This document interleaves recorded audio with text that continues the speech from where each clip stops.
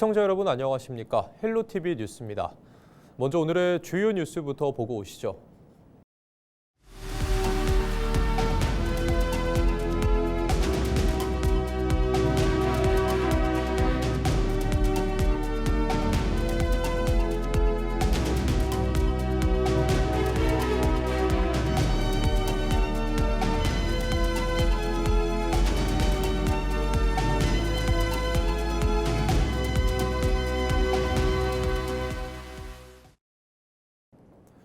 서울 지하철 5호선 김포 검단 연장 사업이 마침내 기획예산처 예비 타당성 조사 문턱을 넘으면서 본격적인 사업이 추진될 것으로 보입니다. 하지만 인천 지역 추가역 신설에 대한 요구가 이어질 것으로 보이는 만큼 풀어야 할 숙제가 많은데요. 자세한 내용 송효창 기자가 취재했습니다. 국토부 대도시권 광역위원회가 발표한 조정안입니다. 조정안을 보면 서울 강서구 방화 차량기지에서 출발해 김포 고촌과 풍무를 거쳐 인천 검단을 지나 김포 한강 2 공공택지지구까지 연결되는 노선입니다. 현재 계획된 정거장은 김포 7개, 검단 2개 등 9개 역과 한 곳을 추가할 수 있도록 돼 있습니다. 하지만 지역에서는 당초 4개 역을 요구했던 만큼 추가역 설치에 대한 요구가 있을 것으로 예상되고 있습니다. 문제는 추가역을 설치할 경우, 최악의 경우 다양한 변수가 작용할 수 있다는 것. 우선 대광위가 제안한 조정안으로 예타를 통과한 만큼 그대로 추진해야 합니다. 다만 노선 조정은 총 사업비 3조 5,587억 원의 10%인 3,558억 7천만 원 안에서 가능합니다. 이를 초과하면 예타 조사를 다시 진행해야 하기 때문에 실제 추가역 설치는 어렵다는 것이 중론입니다. 이런 상황에서 이전처럼 4개 역을 설치해달라는 요구는 사실상 불가능에 가깝습니다. 역 추가는 향후에 그거는 이제 저희가 기본 계획을 수립을 하면서 어떤 여건이나 이런 것들이 성숙이 됐을 때 필요시 할 때 필요한 부분이고, 그런 부분에 대해서는 또 재원 조달 계획이 같이 병행이 돼야 됩니다. 그래서 그런 것들을 종합적으로 검토를 해서 진행을 해야 되는 그런 상황이 되겠습니다. 총 사업비 범위 내 10% 범위 내에서 조정한 부분이라면은 다시 조사를 안 해도 진행할 수 있는 부분이 있습니다. 그러나 시는 앞으로 노선 협의 과정이 남아있는 만큼 기본계획 수립 과정에서 조정할 수도 있다는 여지를 남겼습니다. 그러면서 현재 검단 지역을 경유하는 인천 2호선 고양 연장선과 서부권 광역급행철도 사업이 추진되고 있는 만큼 종합적 검토가 필요하다고 강조했습니다. 지난 2021년 제4차 국가철도망 구축계획의 추가 검토 사업으로 반영된 이후 5년여 만에 예타를 통과한 서울 지하철 5호선 김포 검단 연장 사업, 추가역 설치 등의 쟁점이 남아있는 만큼 향방의 귀추가 주목됩니다. 헬로티비 뉴스 송유창입니다. 과천 경마장 이전 가능성이 거론되면서 경기 북부 지자체들이 유치전에 뛰어들고 있습니다. 한국마사회가 과천시에 납부한 세금은 최근 4년간 연평균 약 496억 원인데요. 세수 확대와 지역 개발 효과가 기대되는 대형 사업인 만큼 경쟁도 치열해지는 모습입니다. 경기 동두천시와 함께 경쟁에 뛰어든 포천, 양주, 의정부의 분위기 짚어보겠습니다. 김소영 기자의 보도입니다. 포천시는 과천 경마장 이전 대응 TF를 구성하고 후보지 검토와 기반시설 분석 등 유치 추진 전반을 검토하고 있습니다. 시는 132만 제곱미터 이상의 부지를 확보할 수 있고 접근성과 정주 여건, 확장 가능성 등을 중심으로 본다면 충분히 가능성이 있을 것으로 기대하고 있습니다. 기존의 농지 위에 접근성이 아주 상당히 좋은 광역교통이 공급되는 주변에 설치할 수 있다는 이점이 있어서 상당히 이용하시는 분들의 편리성이라든가 그런 측면에 봤을 때는 다른 지역에 비해서 아주 정말 우수하다는 판단 가지고 아주 중점적으로 유치를 추진하고 있습니다. 양주시도 유치 전에 속도를 내고 있습니다. 시는 20년 넘게 택지 개발이 지연된 광석지구를 과천 경마장의 대체 후보지로 검토하고 있습니다. 광석지구는 면적이 약 116만 8천 제곱미터로 현재 경마장과 비슷한 규모이며 토지 보상도 진행돼 사업 기간을 단축할 수 있다는 것이 시의 설명입니다. 양주 그 광석지구는 그 과천 경마장 그 35만 평과 유사한 면적의 그 평탄한 그 지형으로 그 LH가 그 이미 2004년에 그 택지개발지구로 지정을 하고 이미 보상이 완료되어 그 정부의 그 주택 공급 정책을 신속하게 그 추진할 수도 있고, 그리고 향후 그 부지 확장 그 가능성까지 그 가지고 있는 그 유일한 후보지라고 생각을 합니다. 의정부시도 이달 초 과천 경마장 유치 TF를 구성해 입지를 발굴하고 경제 효과와 시민 영향 등을 종합적으로 검토하고 있습니다. 대규모 세수와 지역개발 효과가 예상되는 만큼 과천 경마장 이전을 둘러싼 경기 북부 지자체들의 경쟁도 한층 치열해질 전망입니다. 헬로티비 뉴스 김소영입니다. 더불어민주당 경기도지사 후보 경선이 5파전 구도로 본격화됐습니다. 추미애 의원은 국회 기자회견에서 경기도지사 출마를 선언하며 검찰개혁 성과를 강조했고, 같은 날 김동연 경기지사도 안양역에서 재선 도전을 공식화했습니다.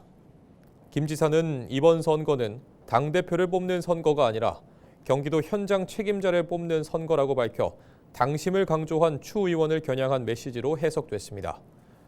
앞서 출마를 선언한 권칠승, 한준호 의원과 양기대 전 의원까지 더해지면서 민주당 경기지사 경선은 5파전 양상으로 전개되고 있습니다.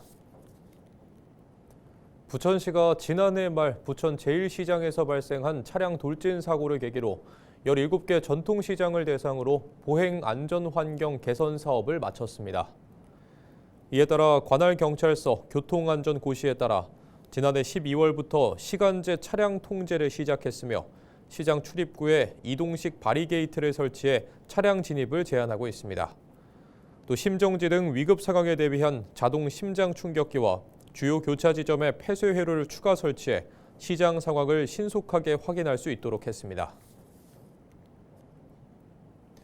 강화군에서 김포시를 거쳐 계양구를 연결하는 계양 강화고속도로 공사가 12일 착공식과 함께 시작됐습니다. 총 연장 29.9km 길이의 계양 강화고속도로 건설 공사는 2032년 말 완공 예정으로 김포 한강신도시와 검단신도시 등 택지 개발로 늘어나는 수도권 서북부 교통난을 감소시킬 것으로 보입니다. 계양 강화고속도로 건설 공사가 완공될 경우 계양 강화 간 이동 거리는 11km, 시간은 20분 정도 단축될 전망인데요. 한국도로공사는 차량 운행비와 통행시간, 교통사고와 환경비용 등 해마다 약 1,500억 원 수준의 사회적 편익이 발생한 것이라 예측했습니다.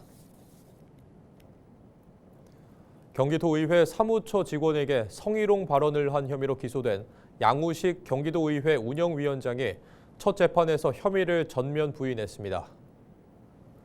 수원지법 형사 5단독 심리로 열린 첫 공판에서 양 의원 측 변호인은 해당 발언 사실이 없고 공연성도 없다며 모욕 혐의를 인정하지 않는다고 밝혔습니다. 양 의원은 재판에서 일부 언론이 사건을 과장 보도해 피해를 입었다고 주장하며 신속한 재판 진행을 요청했습니다. 다음 공판은 다음 달 16일 열리며 피해자와 도의회 직원 등 2명에 대한 증인 신문이 진행될 예정입니다.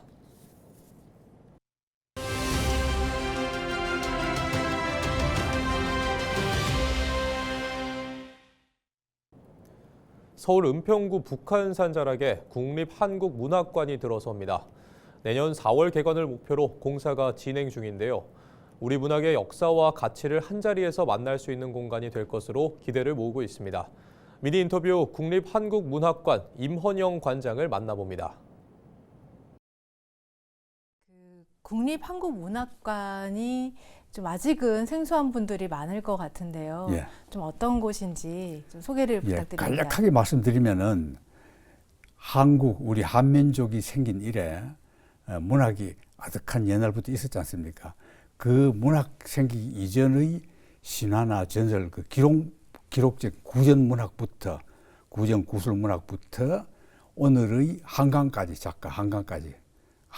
노벨상 받은 이후의 작가까지도 거짓말 좀 보태면 한 5,000년 되죠. 5,000년의 유구한 우리 민족 문학사 전체를 다 대상으로 하는 거고, 그럼 한국문학관이라는 뜻은 뭐냐면 한국문학박물관이 아니고 한국문학관이거든. 그래서 박물관적인 요소 말하자면 옛날 자료를 수집해서 연구하고 보급하는 게 그게 한 30%. 그 다음에 연구자들의 연구하고 희귀본을 모아서 선전하고 하는 것이 한 30%.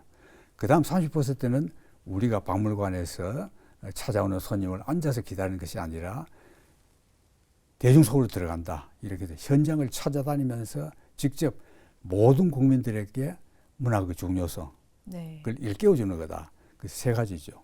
그 문학이라는 게 사실 그 우리 어릴 때는 고등학교 때는 아무리 이과를 가도 세계문학 제집을 보고 이랬잖아요. 네. 지금은 안 보잖아요. 입학시험. 근데 그걸 모든 국민들에게 현대인의 교양으로서 문학이 필수적으로 읽도록 만들자. 이래서 이제 좀 쉽게 말씀드리면은 전 국민 시 한 편 외우기, 전 국민 소설 1년에 몇 권 보기 뭐 이런 식으로 해서 여러 가지 사업을 전개하려고 합니다. 네. 진관동에 짓고 있잖아요. 예.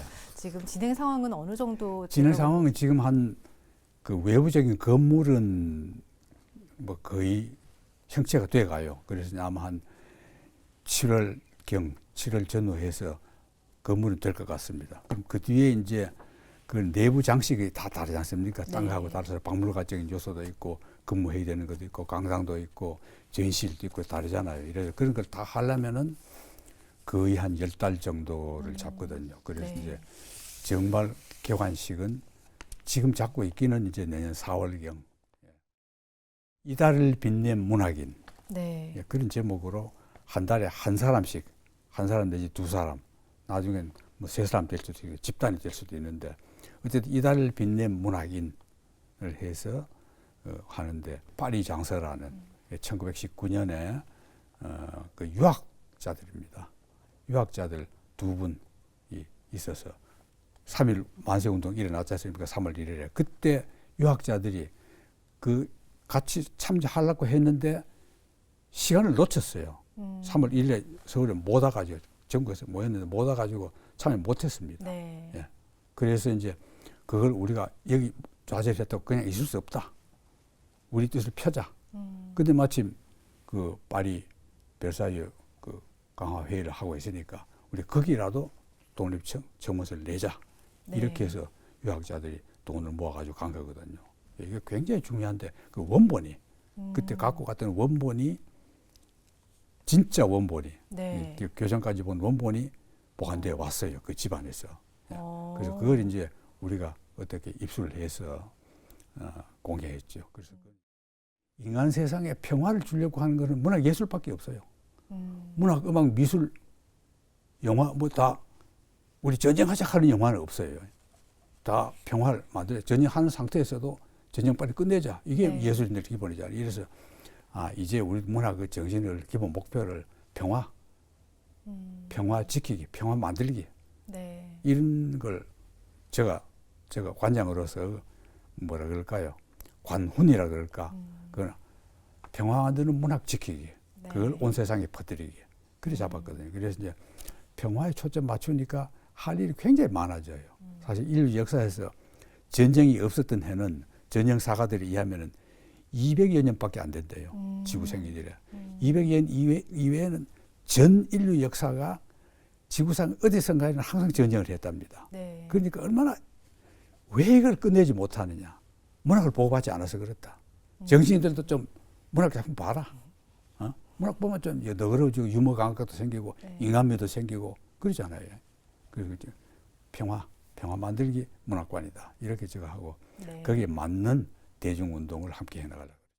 이제 은평 지역에 유치하기 위해서 은평 주민들이 정말 많이 노력을 했거든요. 노력 많이 했어요. 뺏길 뻔했죠. 네. 뺏길 뻔했는데 마침 그때 은평구청장이 김우영 지금은 국회의원이죠. 김우영 의원이 구청장이었고 뭐 과천도 끌어가려 그러고 뭐 지방 도시도 막 지방화해야 된다고 굉장히 치열했습니다. 네. 그걸 김우영 구청장이 뭐 로비를 얼마나 했는지 이렇게 끌어왔어요. 그런데 네. 지금 그 끌어올 때 그 열정으로 우리 문학관을 다 은평 구민들이 열심히 도와주실 걸로 저는 믿고 있습니다. 네. 같은데 한국 문학이 이제 또 전 세계적으로 주목받고 그렇죠. 노벨상 있잖아요. 받았지 않습니까? 네. 그런데 그 노벨상도 제가 말씀드리면은 사실은 한강 하나에 끝낼 일이 아니에요. 우리나라 작가들처럼 이렇게 치열하게 소설 쓰는 건 지금 한국 일입니다. 노벨상 받을 만한 자격 있는 사람 줄 섰다고 봐요, 나는. 이렇게 자원이 풍부한데 네. 참 우리 국력 때문에, 언어 장애 때문에 늦었죠, 사실은. 문학의 개념을 넓혀서 시 소설만이 아니고 지금 젊은 애들이 하는 네. 저도 잘 모르는 웹소설. 웹소설도 당연히 웹소설이 굉장히 지금 돈 많이 벌거든요. 수만 그냥 동남아 이런 데서 애독자들이 몇십만 된대요. 그리고 돈 번 작가들이 많아요. 그것도 있죠. 그다음에 이제 그 디카 문학, 디카로 찍어가지고 그 장면에다가 글 짤막하게 쓰는 거. 네. 이거 디카 에세이도 있고 디카 시집도 있어요. 그것도 이제 문학의 장르로 문학 장르로 저는 넣어야 된다고 생각하고. 좀 문학관을 기다리는 분들에게 전하고 싶은 얘기가 있다면 해주시죠. 예. 그래서 여러분들 제가 아까 말씀드렸듯이 우리가 여러분에게 찾아가기도 하지만은 여러분들이 찾아와 주시기를 저는 간절히 바랍니다. 한마디로 하면 영혼의 비타민. 우리가 자기 건강을 위해서 비타민을 다 챙겨 드시잖아요. 그 영혼의 비타민을 위해서 뭐 하느냐? 아무것도 안 하잖아요. 모든 사람들이 문학 작품을 애독하도록, 애독자가 되도록 만드는 거. 그게 이제 소망입니다. 헌혈 인구 감소 등으로 혈액 보유량이 지속적으로 줄고 있는 가운데 서울 은평구가 매월 둘째 주 목요일을 헌혈하는 날로 지정해 운영하고 있습니다.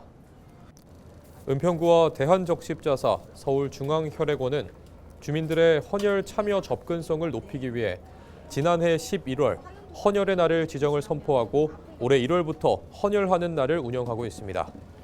헌혈버스는 1월 녹번동을 시작으로 12월까지 은평구 12개 동을 순회하며 헌혈을 진행하며 이번 달에는 가련동을 찾았습니다. 은평구는 헌혈하는 날을 통해 주민들의 헌혈 참여를 확대한다는 계획입니다. 대한적십자사 혈액관리본부에 따르면 현재 혈액 보유량은 3.5일치로 적정 혈액 보유량 5일분의 70% 수준에 불과합니다. 혈액 수급이 굉장히 힘들다는 걸 좀 자세하게 알게 됐어요. 그래서 이거를 좀 어떻게 하면 헌혈자들을 좀 많이 이렇게 모실 수 있을까라는 생각을 좀 많이 했고요. 일회성이 아닌 정기적으로 좀 이렇게 좀 해보면 좋지 않을까라는 아이디어가 좀 올라서 관계 부서 담당하고 그다음에 대한적십자사 우리 관계자분들 좀 모셔갖고 여러 차례 회의를 좀 했어요. 해서 돌출된 게 매달 한번 고정적으로 할 수 있는 거를 조례에 한번 담아보자라고 해서 조례 개정을 일부 개정을 또 통해서 헌혈의 날을 지정을 하게 됐습니다. 4월 헌혈하는 날은 16일 오전 10시부터 구산동 도서관 마을 주차장에서 운영되며 헌혈 참여자는 신분증을 지참해 헌혈버스를 방문하면 됩니다. 4월 헌혈하는 날은 16일 오전 10시부터 구산동 도서관 마을 주차장에서 운영되며 헌혈 참여자는 신분증을 지참해 헌혈버스를 방문하면 됩니다. 양천구가 서울시 자치구 가운데 처음으로 전세 사기 피해 주택 실태 조사를 실시하고 피해자 주거 안정을 위한 정책 대안을 정부에 제안했습니다. 지난 1월 30일부터 한 달간 진행된 실태 조사에서는 전세 사기 피해자 346명을 대상으로 온라인 설문과 현장 점검이 이루어졌습니다. 조사 결과 피해자의 80%가 보증금을 돌려받지 못해 피해 주택에 계속 거주하고 있는 것으로 나타났고 누수와 배관 문제, 엘리베이터 중단 등 2차 피해도 확인됐습니다. 이에 따라 양천구는 공공기관 위탁관리 도입과 유지보수 예산 지원 등 현장 맞춤형 6대 정책 대안을 마련해 국토교통부와 서울시의 제도 도입을 제안했습니다.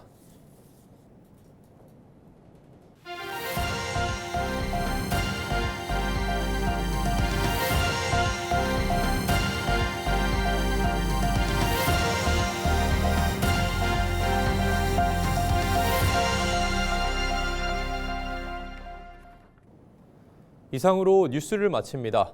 시청해주신 여러분 고맙습니다.